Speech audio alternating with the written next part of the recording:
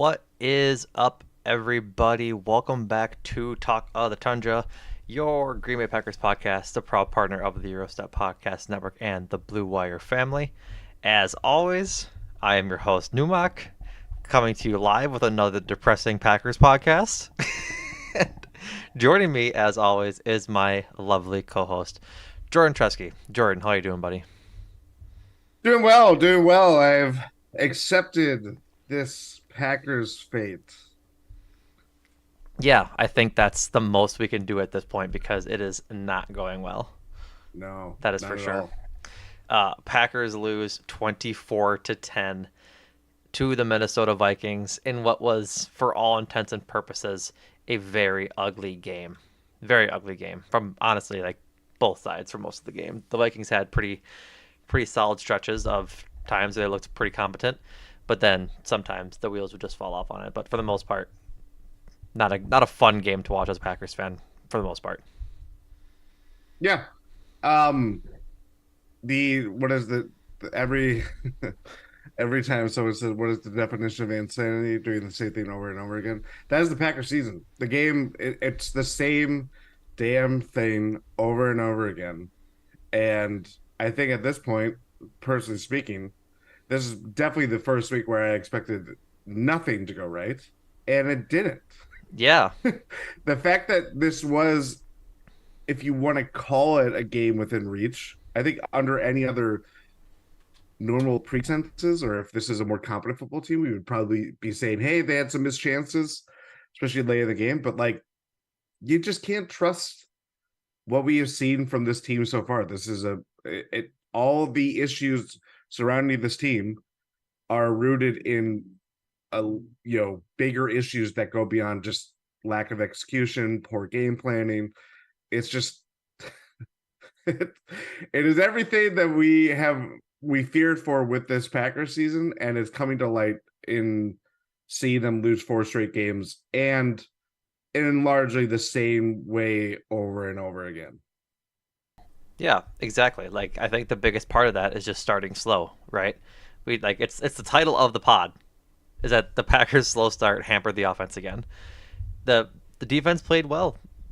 24 points is not like this super high number that shouldn't be overcome by a good offense, but they just can't seem to do anything in offense, anything this year.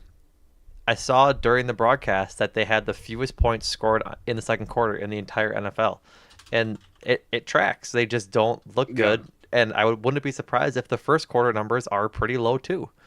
They just they just can't do anything to get off to a hot start, even when they get the ball first. Like I think this is the first time they got the ball first, and since like the Falcons game, it seems like it at least because the defense always starts pretty quick or pretty good. But yeah, I'm pretty sure they went 3-0 on Yeah. that first drive. So I think they went 3-0 a few times. I think had three straight 3-0 to start the game. So when you're running 9 plays in what is essentially a whole quarter, you're just not going to have success. No, their first down came at the 4:15 mark in the second quarter. That's And crazy. that entire drive they had, I believe it was five, and it led to a 30-yard field goal because lack of execution, getting down to shorter field situations. They missed pretty much on all of it. They're the only touchdown the Packers scored today was made possible by it being fourth down and just miss bad play calls. Like I where it's not that I'm at a loss of words. It does get frustrating just having to say the same things over and over again with this team because nothing changes with what's gone wrong with them. And I went into this game with knowing that, Vikings defense is not like this powerhouse by any means, but we knew that there's ways that there's at least a formula for them to make this a competitive game. And despite it being a two-score game in the end, it wasn't really all that competitive. It surely wasn't. And I think for me, seeing the first half yet again, I thought maybe the change of scenery, playing at home the first time in a month would have changed things. That didn't. um, having a full complement of healthy players or healthy enough to play players on both sides of the ball would help this team. That did not. So at a certain point, you just have to be like, you throw up your hands and just say, this is just a bad football team. And it's not that we haven't been saying that for the last 7 weeks. It's that we've had other things get in the way of just saying, this team is bad.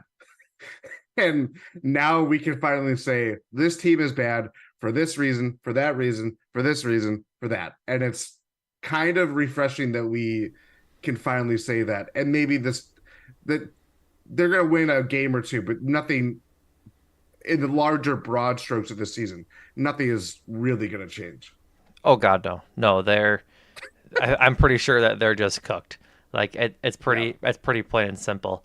Um, to put it into context, I've got a tweet here, and it's gonna be all blown up and whatnot. But I apologize. But um, I think pretty simply, this says it all. Andy Herman, final score: Packers penalties 11, Packers 10. Like that's all it is. That this is the game. Because when you look at it, they're such an undisciplined team. They are Yeah.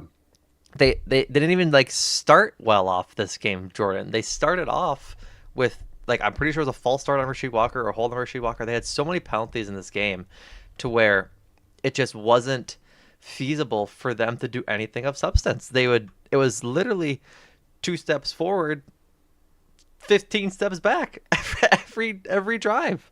I had the play by play to reinforce what you're saying. 3rd and 1. Ineligible receiver downfield, which was called on Rasheed Walker, makes it a 3rd and 6. Romeo Dobbs catches that ball that would have made it a first down. So then it goes The, to the, third and the, six. the 20-yard like off your back foot miracle throw that he made that could have Yes. really jump started this offense. 3rd and 6. Vikings linebacker Jordan Hicks jumps offside to make it 3rd and 1. Hey, we got a break. 3rd and 1.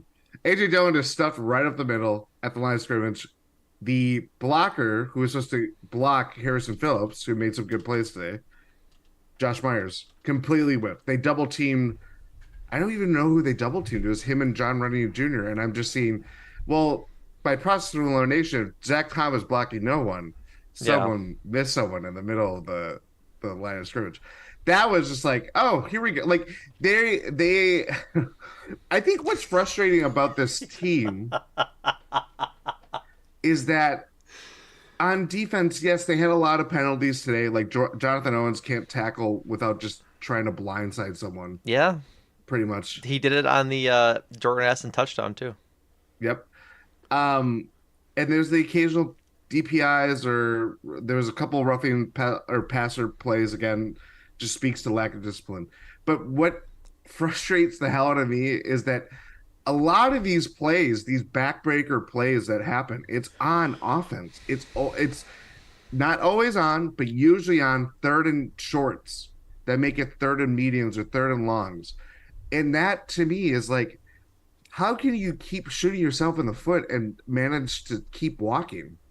You know what I mean? Like that's what's crazy to me is that this is just like it's not that they're inventing new ways to like to just kill drives or just relinquish any or good string of plays that they generate. It's Mm-hmm. that they just do the same. They go back to the playbook of just like, yeah, we're just gonna do it. And like I don't know. I'm gonna lose my train of thought and ramble into other directions. But like that to me is just like I can that is what's really frustrating um to see week to week of just these lack of discipline or this lack of discipline just keep constantly resurfacing over and over again. And we expect, hey, maybe this is the week that everything clicks. Yeah, and it's just not good. Like they try Yeah. to do something where they can have any sort of consistency or any sort of just momentum, and it's always getting hampered by penalties. And um, Bunny Poker in the chat said it yesterday, or in the chat said it last week. They had an ineligible receiver twice downfield last week, Yes. and they just can't keep getting out of their own way. It begs the question as to what in the world the coaching staff is doing during practice week to week, because it's clearly not fundamentals. It's clearly Yep. not like coaching discipline. I know that I think it was that play was an RPO that just didn't shake out right. Like I think that was mainly the the reason that play was so disjointed on that second third and or on that first third and one. And Jordan Love made something out of nothing, but has comes back on a play like that. So maybe Rasheed Walker is taking away some of the grief for trying to block downfield on what was supposed to be a run play, maybe. But then there's 10 other penalties in this game that just killed him. That just Yep. killed him. Like you talked about the Jonathan Owens unsportsmanlike conduct that was on the Jordan Addison then drop. You said it in the Discord chat. Spoiler, people, join the Discord. GSPN info. You said it there. It's like was challenging that Jordan Addison catch a waste of time. And then it was a 26-yard catch, at which point they had two 15-yard penalties, back-to-back plays. The play including the challengeable play, and then the next play. Yep. Whereas then, okay, you gave him 4 extra yards. Thankfully you challenged that he dropped it play. And it's yeah, that's the defense part of it, but yeah, it's just so many penalties on offense that are just killing them and stalling drives. Like you said it, they didn't get their first down until deep into the second quarter. They just Yep. can't start fast enough, and I don't know what we have to say anymore to make it untrue because it's been the theme for the last 4 weeks in all their losses. They don't have a bye week anymore to fix this stuff. The That didn't help last week. Exactly. Yeah, I mean, It's totally out of the control of having things being able to be fixed by the buy, and so it's just at this point it's tough to swallow because we really thought this team would be better than they were coming into the year. Like maybe they have some sort of optimism regarding regarding Jordan Love's like future play and how he develops. Aaron Jones is back. Maybe he can help him actually develop like just a bunch of these things, right? That we're sort of optimistic about. And then from there, it is not none of it's panned out. And I'm not even gonna say it's the Aaron Jones of it all because at the end of the day, receivers have to catch passes, and they haven't been catching passes. There are so many plays today where it hits the receivers right in the freaking hands, yep. and it just couldn't be hauled in, and that's the issue, right? Is that in the late in the fourth quarter, Dontavion Wicks when they're driving is runs a crossing route over the middle, hits him right in the hands, drops it. Like that's tough. You have to catch up off of the first down and try and get a score. The next drive after the turnover, Christian Watson deep hits him in the hands. He's triple covered. It hits him in the hands. He has to catch it, and that's obviously way late in the game. But I don't know. It's just a lot of it is just wanting to pull your hair out type of mistakes on either mental mistakes on penalties or just sheer incapability of playing football, dropping passes, and or running the wrong routes. Yeah, and I think, I mean, we're gonna dissect the offense because that is the lion's share of where the problems lie. Is that we can criticize Jordan Love, and we will. He's frankly just his decision making is erratic. It's growing more erratic by the week, which is not great. At the same time, I'm just gonna say it: this wide receiver or receiving cast is not a polished group. They dropped a bunch of passes, intended hitting them right in the numbers. We could, you named a couple examples. Honestly, there's maybe like 8 to 10 examples of that today. Aaron Jones, even probably the most polished like player in the offense. There was was a second down where he Love hits him out in the flat, just goes right through his hands. Yep. Like it's stuff like that that happens. The pass protection, we knew Daniil Hunter was going to be a problem. Wasn't really. It was DJ Wanham got 2 sacks today. They pressured him relentlessly.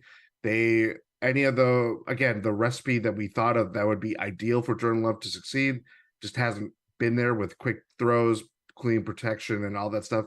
Packers went in so far as taking Rasheed Walker out of the game and replacing him with Josh Nyman, and then went back to Walker for some reason. I don't know if Nyman was hurt or they just didn't like what they saw from that. But like Nyman was hurt.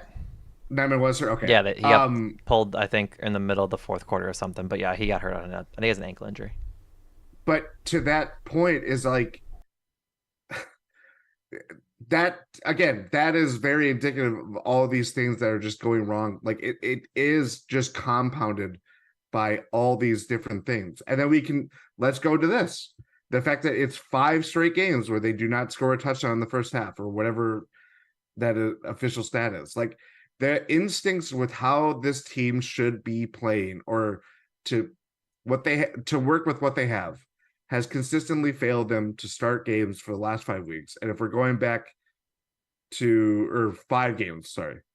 Um and it that there's just there's no quick fix.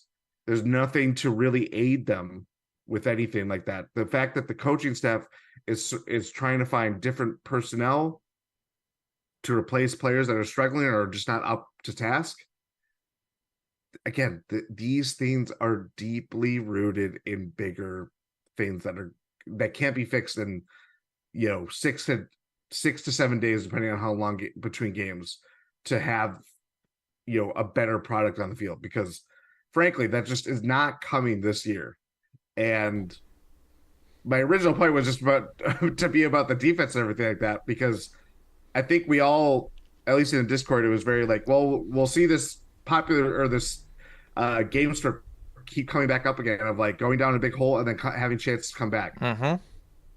Vikings, I know they shot themselves in the foot, and losing Kirk Cousins is going to be a big blow because I believe I've already seen that they're Yeah, looking at an Achilles. Kevin O'Connell said they're fearing an Achilles injury.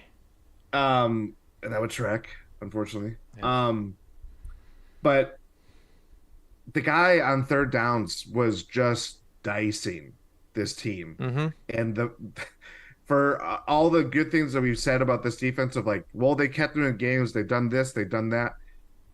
When it comes to like just seeing them defend up to the sticks or giving them a cushion to the sticks, and it's like, why are you doing this over and over again?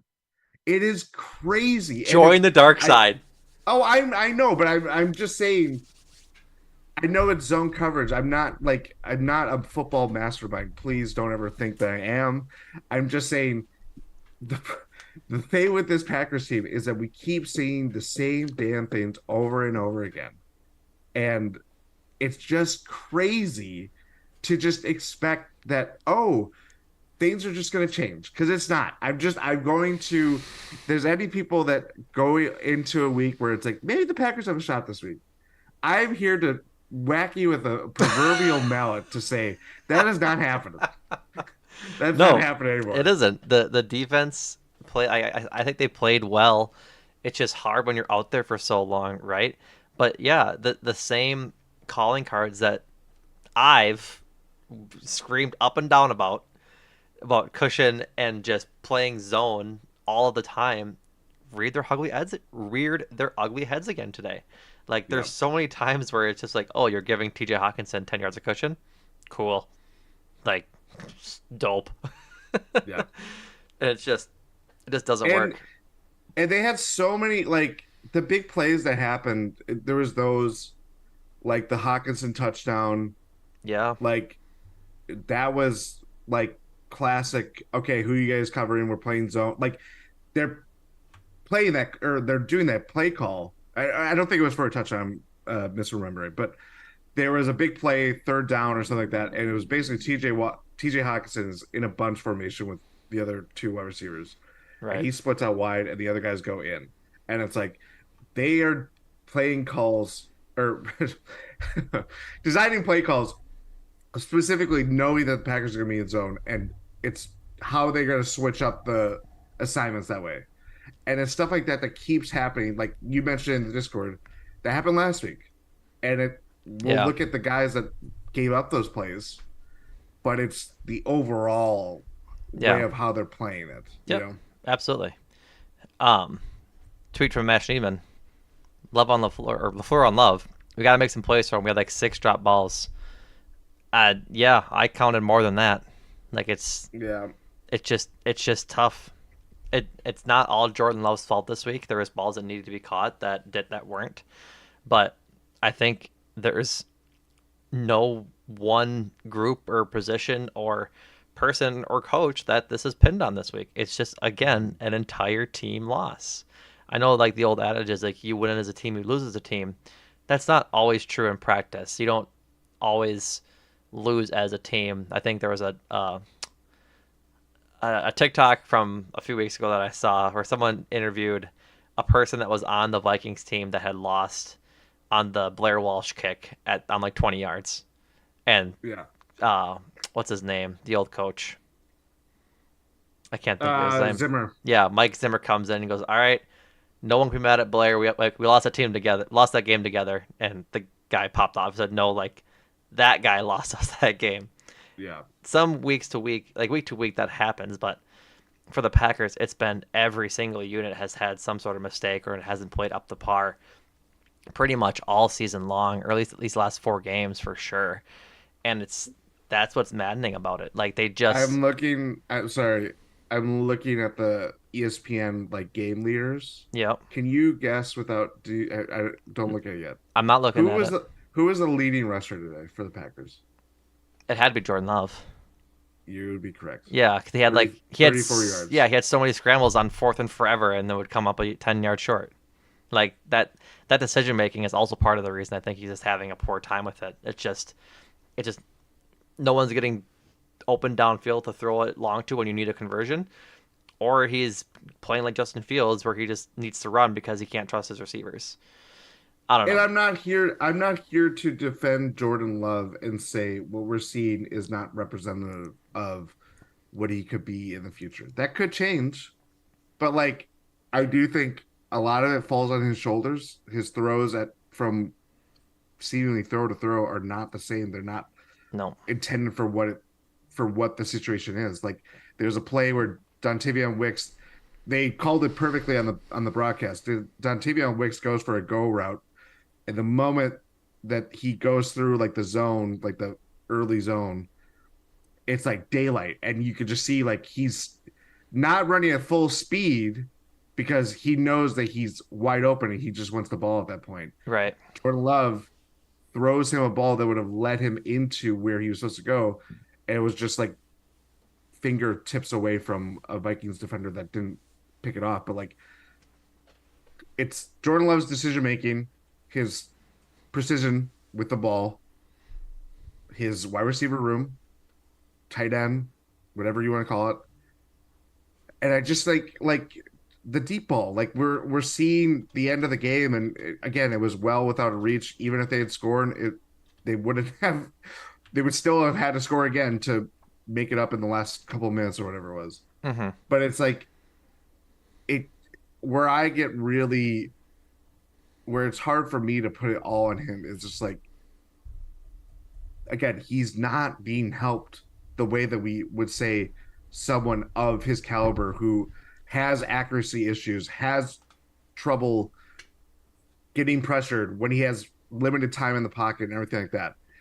The things that they're having him or asking him to do and leading him further on as games are out of reach early on is making deep balls.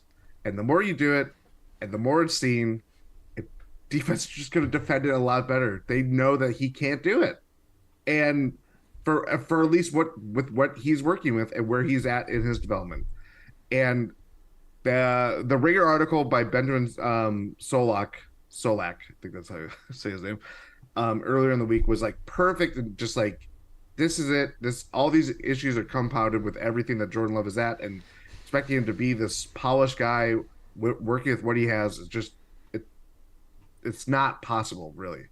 No. And again, it's just like I'm not defending what he is right now, but I doubt that there's a lot of players that could do with what he has and expect better results or at least expect wins to come of it. Right. Right. Exactly. I think the biggest thing that I don't want to say, you know what? Let me back up. This tweet is annoying me. So this is from Andrew Brandt. I forget if Andrew Brandt. I'm pretty sure he was an old Packers Yes, he was. front office person, but he's addressing Packers fans. It says, "I know it's frustrating, but it's a growing year. $60 million of dead cap, $28 million of injured cap. Only one skill player, Aaron Jones, is not on a rookie contract. The most inexpensive contract, I'm sorry, most inexpensive offense in the NFL, and the new quarterback. It's hard to be patient as fans, but that's necessary now. It's not that we're not being patient. I think we've been patient as fans. We're what, 7 games into the season now, Mhm. and the last 4 of them have shown no growth whatsoever. And that's where the patience runs out, right? Like if there was exciting plays happening throughout the game, really good stuff that was giving fans a reason to cheer before the middle way through the third quarter, I think we'd be understanding that it's a growing year and that it's going to be tough. But there's so many mistakes that happen throughout the game that just make this totally untenable for Packers fans to cheer for. They're it's maddening. It really is just maddening. So I wanted to speak to that because it really did annoy me. So I think, and it's there's a lot of things to be annoyed at.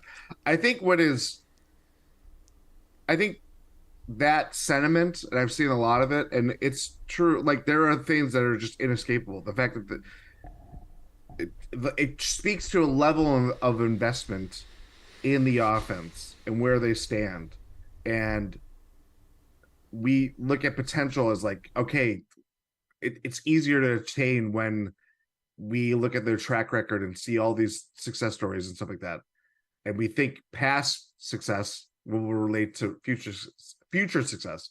That is not always the case. Um, I think the thing that is where I would have a gripe with this is that we're looking at it in this year. This is a time capsule, and everything that we are being shown about in terms of patience and expecting at least steady growth, it is flatlining. It's not stagnant, it's flatlining. We're talking about an entire unit of football. The defense is what it is, and it more often than not, the players that are out there are making good plays to keep them in it. Today, notwithstanding, but they've had injuries. There's so many other issues that until today that we could have said, hey, they don't have this, they don't have that, they don't have this. Darnell Savage is the only like significant starter that was not in today playing. And I think for me is that yes, if we're thinking about it in a 3 to 5 year window, yeah, it's going to be a gap year. That is being reinforced by what we're seeing on the field. right. In terms of this being a time capsule for this year and what our belief factor in where the Packers could possibly go, because I'm thinking about the draft now. I'm not thinking about how they can make the playoffs. That ship has sailed. Yeah. I know there is a PFF percentage of if they win this, it's this. If they lose, it's this. And I'm like, it doesn't matter. It does not matter. This game, I've seen what this. You could give me the math odds and what this could be on paper. I've seen with my own eyes how this team plays. And until that changes, how I think about how this team will play will change. But for me, in terms of, again, thinking of it in a time capsule, my questions about Matt LaFleur, Brian Gutekunst, Jordan Love, the big sweeping questions that we thought would determine this Packers season, we're getting answers and we're not liking them. No, no, we're getting That's the hard part that we have to reconcile with, and it's hard to have to make a Lambo leap of faith, knowing that thinking that they could correct these things when, again, when you play the same damn game week after week, how do you not think of these bigger sweeping questions and have them on your mind when the same mistakes keep happening? right. No, absolutely. I think you're 100% right on that. You're 100% right. Um, I want to talk to you about, I guess, like offensive play calling. So we know Yes. that they start so slow, right? They can't get Yeah. anything going in the first half. But I really want them to shift away from making Jordan Love huddle each time and going and running the play clock down to 0. And I think the Packers should just ought to start doing hurry up, because when the hurry up offense was working in the third and fourth quarter, they were working. Like it was working. They were gaining yards. Love was throwing in rhythm. The running back play calls were like just they were moving, like everything was working, right? Like am I crazy in thinking that?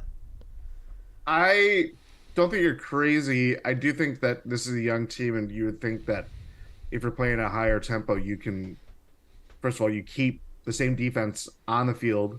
You know what I mean? Like, they're, from that perspective, I think the overall way of playing that way suits this Packers team. They're not, what they're comfortable doing, or what they the way that they are playing is not suited for how they are played, clearly. Right. You know what I mean? Yeah, it's just I really think that once this team got going in rhythm and they were actually able to build some momentum on the offensive side of the ball, that they would have been just fine the rest of the game. And maybe that's a symptom of the defense playing softer as not a lot of big plays to allow them to get back in it. But it just looked like everything moved much better when they were going through a hurry up, or at least a modified hurry up, and Yeah. not And huddling I every think time and just having 15 plays they go to, and not having a long laundry list of plays for Matt LaFleur to pick from. I will say do they we have didn't. 15 plays to go to? I mean, you have to think so. Like designed plays, yes. Plays that work, we don't know because they haven't been successful in the last four Yeah. games. But I think you can get those 15 plays, work them out, and just have those concepts to run, and then pick and choose who you throw to, kind of thing. I will say, no pitches this week. That was no RPO, like no huge RPOs or uh, three play options or three choice options. Like it just, that part I was happy with. No outside runs on a pitch. Like the run game calling was better. And Yeah. so like we're getting there. The running game, like you said, wasn't like terrific today, but 7 runs on 29 yards for Aaron Jones, a 4.1 average. Like if they just end up being able to get him the ball more, and I guess in that facet, it probably works out a little better. AJ Dillon going down, I think in the early part of the third quarter isn't good. Um, He you had, was back in the game after that. he was okay, Yeah. good, Yeah. good. So I don't know, man. I just think a hurry up offense would really help this team, because then I think instinct takes over versus rookie inexperience. You know what I mean? Like I feel like they're asking some of these receivers to do so much in set plays, Clearly. right? In set plays, that if they just start making them go, and just move down the field, get in rhythm, don't have to think about this kind of stuff, and limit your penalties, I think that could be a lot better for them on offense. And I wish they'd move to that, but I know they won't, because Matt LaFleur said they want that as a tool in their tool belt, not a facet of their offense. That, I think that is the problem, frankly, is, I think we talked about it last week, of just like, I know that there's this, the way that they have tried to operate the offense is spreading it out. Yep. They want to be good at multiple things, not be good at one thing. Instead, they are bad at all things and not good at one thing. That is the problem. And whether they have the capabilities to just be good at one thing, we could argue if they are.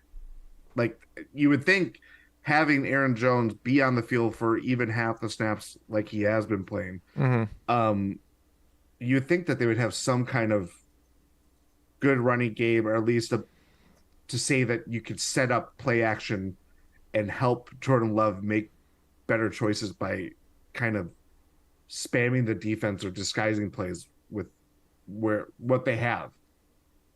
Yeah. They don't do that. They, like, again, like, I just think, I don't know if it's the playbook, or of what they have available to them, but like the fact that they keep relying, like, let's spread it out, let's get everybody their targets, let's do this, let's do that. It's like, well, the run game is so bad because they are down as much as they are. Yep. They have to keep coming back from these holes. So naturally, as we talk about the Vikings, that disparity grows wider with how many plays you're running and how many plays you're passing. So when you're expecting Jordan Love to make plays, to do it all the time, with where he is at, like, where what we're seeing right now is what we're getting. Right. and we're not going to anticipate anything else to being different. But I just think I wonder if they may this probably this question or this yeah this question won't be answered until probably after the season. But I wonder if they just have banked on giving them so much stuff that they really just don't have any ability to retain how they want to play, at least with the young guys, to make this actually be successful. Because obviously, right now, it is not successful. No, it's not. It's not. Um, I guess defensive side of the ball, they had some impact plays today, but not all of them are way too late. They didn't get home Yeah. to Kirk Cousins until like at least the fourth quarter. I think is when both their sacks came. Yep. Um, Obviously, Kirk Cousins goes down on his own when he tore his Achilles on that play, so I'm not really counting that as a sack, like as a pro for the defense. Um, the strip sack of Jaron Hall came at a good time at a point where the Packers had failed to score on the touchdown and in the red And zone, and then failed to score on and again, like it's yep. just that's it just can't happen if you're trying to win the game, right? They got torched on a kick return that should have been down to the Packers like 10-yard line. They got saved by a holding call. It's there was a lot of breaks this game when it came to stuff they got away with, I think, but I think first and foremost, the defense not making impact plays. I said it on Thursday in the pod. Rashawn Gary is doing well, and but we to really have the impact he needs to have on the defense, he needs to play better. He was a step late again all day today. The entire defensive line was. They'd get there almost in time, and this wouldn't get there.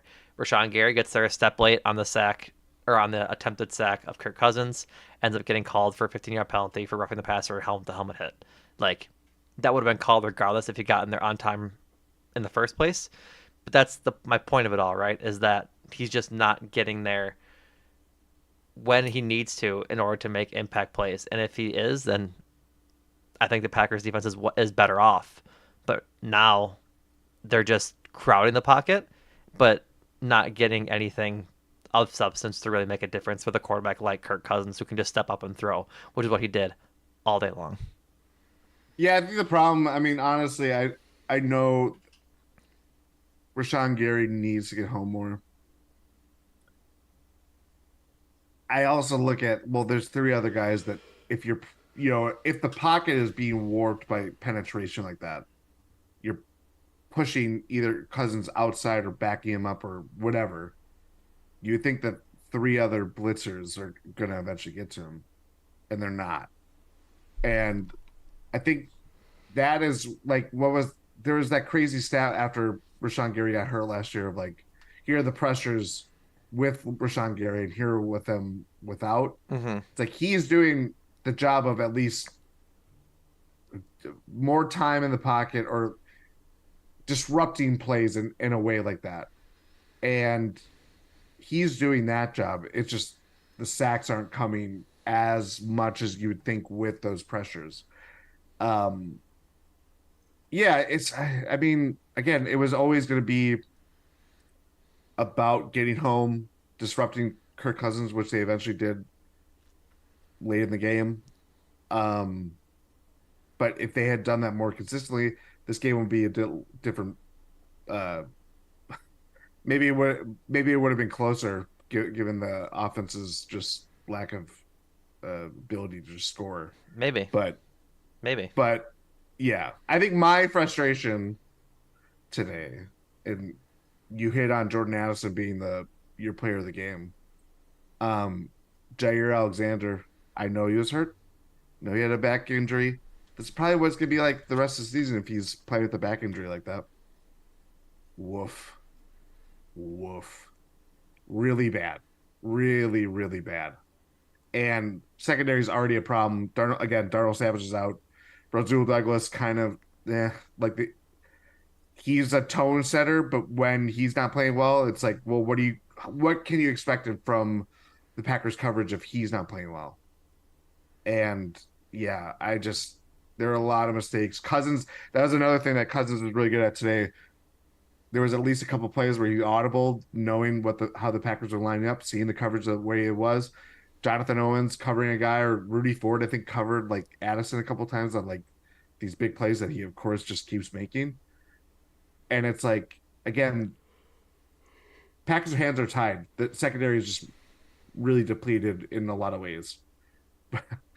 But yeah, like I expected maybe a little bit better from Jair, even considering the circumstances. But like him getting torched when Jordan Addison is lined up in the backfield for that 20-yard touchdown after the pick, that's that's too much, man. That's too much. Yeah, it really is. It really is. And it's just, I don't want to say disappointing, but it's kind of like basically a summation of the season. None of their players are playing up to par and at the level they need to be competitive. I'm not saying the defense is bad. I think they give up bad plays, but Yeah. I think part of the part of the of football as a game is scoring. You're never going to hold a team to nothing, right? And some of those scores might come on bad plays. And so I honestly I think at this point with the defense, if they're holding teams to like 24 points or around that number, I think like 30 is my benchmark, truthfully. As long as you keep a team under 30, I'm fine with it because four touchdowns, like Mm, 28. Honestly, I'll go 28 because like four touchdowns is kind of is pretty bad. But yeah, that's usually what it'll be like. It's insurmountable. right, but it's just they can't do anything if they can't get up, can't stay on, or can't stay off the field with the offense. Like I think this really is a offensive problem as much as it is a team problem because I can't blame the defense for being tired in the fourth quarter and being unable to get stops when time of possession shows. I can pull it up quick. Uh, 36 36, minutes, yeah, 36 36 minutes. 22 for Minnesota, 23-38 for Packers. Right. That's just you're out there for 13 more minutes than the offense is. And that's exhausting when you're going full bore on each play, trying to get home to the quarterback, trying to run with Jordan Addison or TJ Hawkinson. It's just tough sledding. And so Yeah. coming in on that interception, what was that, the third quarter ish, fourth quarter ish? That's at that point you're Yes, third quarter, because that was, I believe, a three-score game at that point. That would have right. been 23-3, 24-3, sorry. Yeah. And so it's hard with to have that type of energy all game long. So yes, it's a bad play. It's a definitely a woof game from Jair. I think he'll grade out pretty poorly. But Yeah. I'm not like putting in a whole bunch of thought into it as to like is Jair the problem kind of thing. No, and I don't mean it to be, I'm not saying that you yeah, were, yeah, but I'm yeah, not like going to chew on that for the rest of the week, thinking that like is there a way that he can get better? Which of course yeah. there are ways he can get better, but I don't think he's the first, second, third, or fifth problem on this defense. No, no, and yeah, it's just, and what's really like as exasperating is that if I was a layman, or I wasn't a Packers fan watching these games, and I'm like looking at these box scores, and they're not as bad as like you'd be like, well, the Vikings did their job, they controlled the game, blah blah blah blah, and it's like you don't realize the depths of like how incompetent this Packers offense is in the first two quarters of every game. You know what I mean? Like the fact that they had more penalty yards than actual total yards in the first quarter to start the game, Yeah, 15 minutes or however many plays that they're actually on the field, the offense was to that point. Like that is exasperated. That's crazy to me that that just happens. And again, like we'll come up with new ways to be like, well, maybe at home this it's not so bad. Like they have been on the road a lot. Things compound over and over again when you're on the road and having to figure things out in not neutral and imposing stadiums. right, But like the fact that we heard boos like second quarter, and rightfully so. and rightfully so, and like that's where like again, if it's about fans being patient, fans look at what this team is, the inexperience and all that stuff. We know that. We know that. Mm-hmm. It's that this is not changing. These problems are the same. And I'm going, the fact that this is probably the fourth time I've had to say it on the podcast. I am saying that to reflect what I'm seeing every week because we think more about football than we actually watch them because there's so few games. Yep. But like, I think that's where it's like, you know, I would like to present it like best case scenario how it is. The team is just shit. It's just bad. Yeah. And I think now let me bring this up. Right now, the according to Tankathon, Oh no. we're no, this is a segment that we're doing every game now. Here, hold on, Jordan. Hold Packers. on. Hold on, Jordan. I can bring it up. I got it right Okay. here. Okay. Here we go. 2024 NFL draft order. Let's see. As of right now, the Packers are sixth. Six. Sixth. There we go. Arizona's Sorry, playing right folks. now. Um, Carolina won their first game today. Congratulations, Andrew Snyder. Um, but yeah, like these are real things, and they're gonna keep happening, and we're gonna be checking. I guess the treat of being a bad team for the first time in a very long time. Yeah. Um, yeah, that's this will be our sweet treat, I guess. I don't like this treat. It's kind of sour to be honest. But like it just feels so bad knowing that like okay, we play the Giants. We play we play the Cardinals? No. Yes? No. No, No. But then we play the play the Bears Panthers, play the Giants, and play the Bears. play the Like we Bears. we play of this top 6, we play 3 of the teams. And it's going to be hard to at this point root for losses. I never want to root for a loss. You want to root for development No, and you want to root for them, but like you want to root for the team to be good. But at this point, what like I guess it's more looking long term, right? I'm gonna root for the Packers to win week in week out because watching wins is more fun than watching losses. yeah, it's But not my. I'm not rooting. It's antithetical to root for losses, really. Like right, when I am sitting down to watch Packers game, I want to see this team succeed. Why have I invested all my time in thinking regarding this podcast to be like, hey, I want to see these players fail. You right, know what I mean? Like, I right. don't know. Continue. No, I get it. It's just like for the development, like if we're talking about the Jordan Love aspect of it all, Yes. what does he look like? What does he look like going forward as he goes into that second year of his 2 year deal as an expiring next year? Hmm. What does it do for the Packers to pick at 6 or to pick at 8 or 9 if they're Or not higher. right, if they win a couple of these games towards the They end here? or if they lose, no, or I'm saying like higher in the order. If they lose to the Giants or Panthers, No, you like know what I mean? right, but what I'm saying is like it's just it's a Oh, yes, yeah, yes, yes. it's a hard like contradiction of emotions when you want to be picking up in this top 3 range for the future if Jordan Love really isn't improving the entire year. But at the same time, you want to be down here because it means you're winning games. And I think that's the most frustrating part of it is that like, okay, what are we gonna do as a fan base? And this is more of a dumb question than anything else, but like, what are you gonna do as a fan base when it comes to terms of wanting the team to win and wanting to make sure that the team is successful for years to come? And I think that's the tough part. That is the crux of this season. Yeah, And Jordan Love is the biggest factor in that because they reworked his contract in a way where, as you mentioned, next year's expiring. I have to shout out Matthew Collar, our who came out a couple months ago, the Vikings Purple Insider. Their work is great. He had a tweet today of I haven't seen a lot of I have to say it because it made me laugh. I it's haven't a funny seen tweet.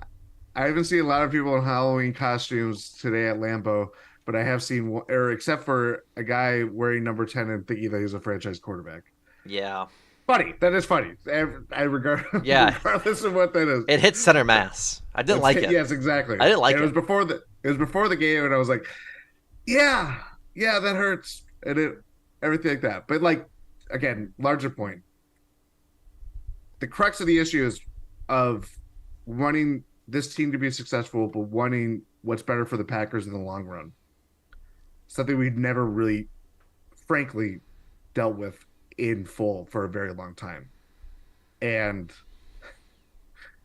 This tweet isn't gonna come up right. Hold on. what is it? What is it? Oop. Sorry, wrong one. Here we go. Try that.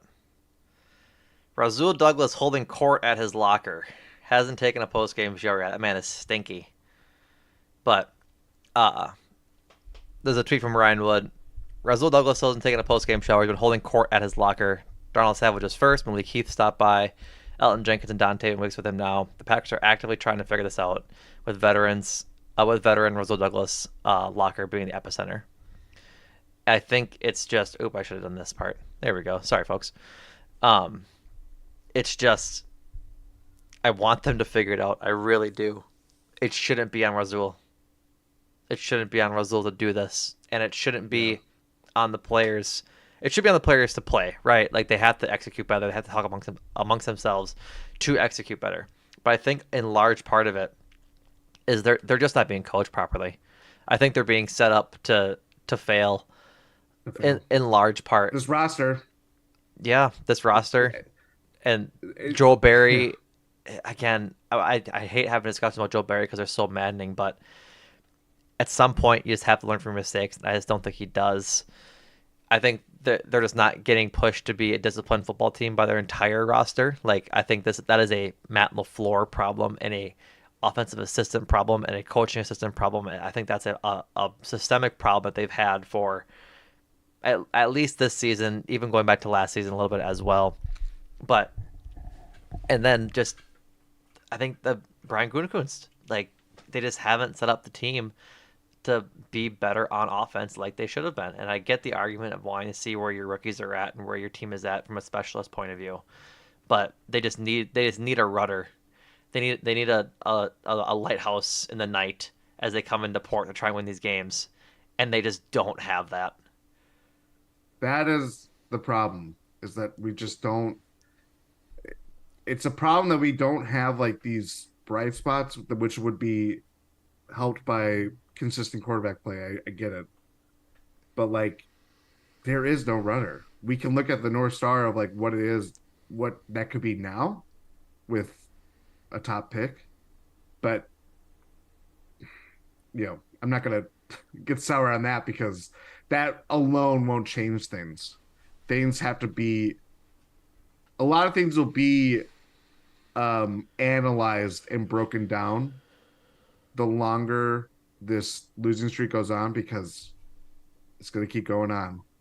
And how things are run or operated or how they can avoid a season like this again because it's just getting away from them. Um, that it's gonna be a lot of questions about that going into January if things just don't if they haven't stopped the bleeding. They're it's everywhere. The blood is everywhere. All these bad things are just compounding over and over again.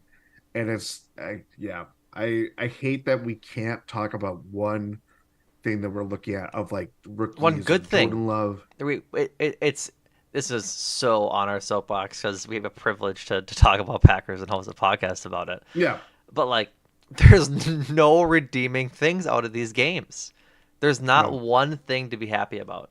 And sure, like maybe there is if we would grind tape and like go look at the L22 and watch each individual player, you might find some good highlight moments from Colby Wooden or Carl Brooks. I think it was Wooden had the block today. No, Carl. I don't know. I get them mixed up so often. One of the new rookie defensive linemen had blocked a field goal today. That's good. yeah, And they've been playing well, I think, for the most part as rookies. I think they've shown a lot more promise than Devontae Wyatt did last year as rookies, frankly. And honestly, like they're kind of the highlights. Some Jaden Reed moments when he catches the ball, some Luke Musgrave moments when he catches the ball, some Romeo Dobbs moments when he catches the ball. But like a lot of these moments are overshadowed by dumb mistakes. Like yeah. Romeo Dobbs had that nice catch on the sideline that he bobbled. But if he just catches it when he hits his hands first, it's a catch. But it bounced off his hands. He recatches it out of bounds. Jaden Reed had the ball that he couldn't come down with on a contested catch, which speaks to Got the picked off. ability, right?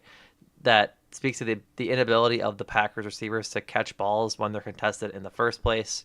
Christian Watson remains a question mark. He can't get anything going. He had a couple of drops. Like, there's just Aaron Jones, I think, played well as a running back, and he had that one drop that I'm not going to hold against him, but like, he had other good plays today. Like, he was a highlight. It was nice to see him have a bigger workload than he has the rest of the year so far, but it's just so hard to find any sort of positive about this team right now because they're any sort of positive is then shortly thereafter negated by a pretty impactful bad play.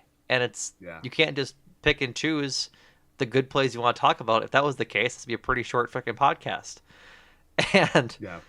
it's just tough right now. I think it's tough for a lot of fans. I know everybody's frustrated. I know everybody wants to see this team do well. We'll see about next week. I think they face the Rams next week, if I'm not They do. mistaken. So I'm Who got pretty beat up today. Cowboys They lost. Cowboys maintain to of just either being a mediocre football team or like one of the most dominant teams in the NFL. It's crazy. I think I think they beat up on the bad team or Well, no, because bad to average they teams. lost to the Cardinals. I forgot about that. Yeah, that is true. But like that's what I'm saying is sometimes they look like God, they're I would trade for that though right now. yeah. Sometimes they look like world beaters, and sometimes they look bad.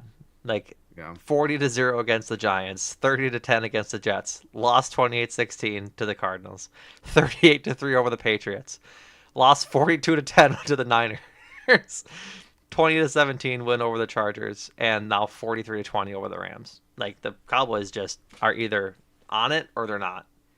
Yeah. So we'll see. Thankfully, we don't got to play them this year. So, um, Anders Carlson made his kick. We won't talk about the other one, right? We don't got to talk Yeah. about the bad one that doinked from 35. Yeah. That's the Anders Carlson way. You kind of just make do with your first kick. If it goes in, it goes in. Hooray! If it doesn't, get a penalty and kick it again. Get a second opportunity. Oh man. I thought What did Daniel Whelan looked good I today. was gonna say 51 four yards. punts, 4 punts, 270 yards. Like that's fine. Hooray, Daniel Whelan. But yeah, Keyshawn Nixon made some impactful kick returns, I thought too. He did had some he? shorter ones. He had some shorter ones. He had to field a couple. I mean, his first one was stinky. I thought on the opening kickoff. His long was 25. Like I don't know. Yeah. The best starting field position they had was when they kicked it out of bounds at the 40 or the snap. But Or the blocked field goal yeah, but I'm one. talking like Yeah. Yeah. yeah. So Yeah, that's where we're at. that's That's where where we're we're at at. of airing of grievances of the Packers have they had the ball in the 40 and Didn't do anything with did it. they manage do you think I was gonna say do you think they managed to score on that? No. No, I'm All pretty right. sure they didn't. I'm gonna check now just for funsies. No, They did I'm not. not. No, I'm not. I'm not even gonna try and look for it. If it was in the first half, they did not. Yeah. So, um, all right, Jordan. Anything Oh, else you want to talk about? I think we're kind of through. we're at Razul Douglas's locker right now asking for answers, and we're not getting any. No, I don't think we're gonna get any for a while. No. I'm not confident against the Rams next week. We'll talk about that on Thursday. So Because you're picking the Packers over the Rams I by the end picked of the the pod? Vikings to win this week. Kidding, kidding, I kidding. did my part. I I did. tried. I tried.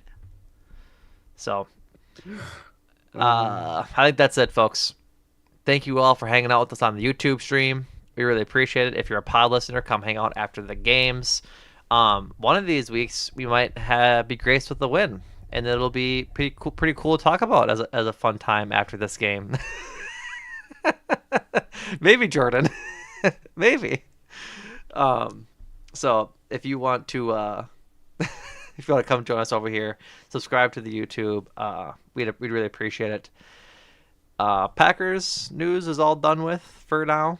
For Bucks, they play tonight at 6. So I know, or I'm sure Ty and Rohan will be talking about that on Eurostep this week, as I'm sure you and Adam will as well on 1 and 6.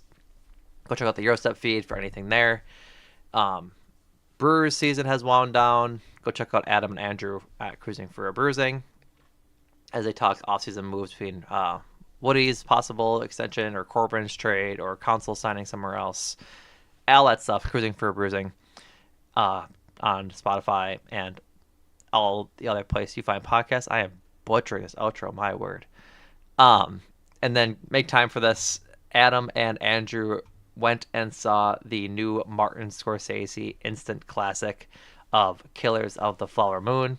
If you want to hear Adam presumably gush about one of his favorite movies of the year, go listen to that because I've heard it's pretty good from It's him. very good. I haven't seen it. I desperately need to see it. So go listen to make time for this on what will probably be a movie that takes home a lot of Oscar nominations and probably wins. So, Mhm. all right, everybody. That does it for us. Thank you all again for hanging out. Subscribe. Follow me on Twitter at NewMecIsKnown. Follow Jordan on Twitter at Jordan Tresky. Follow the pod at PackersGSPN. And please like this video and subscribe. Thank you, everybody. And Jordan, thank you. Thank you.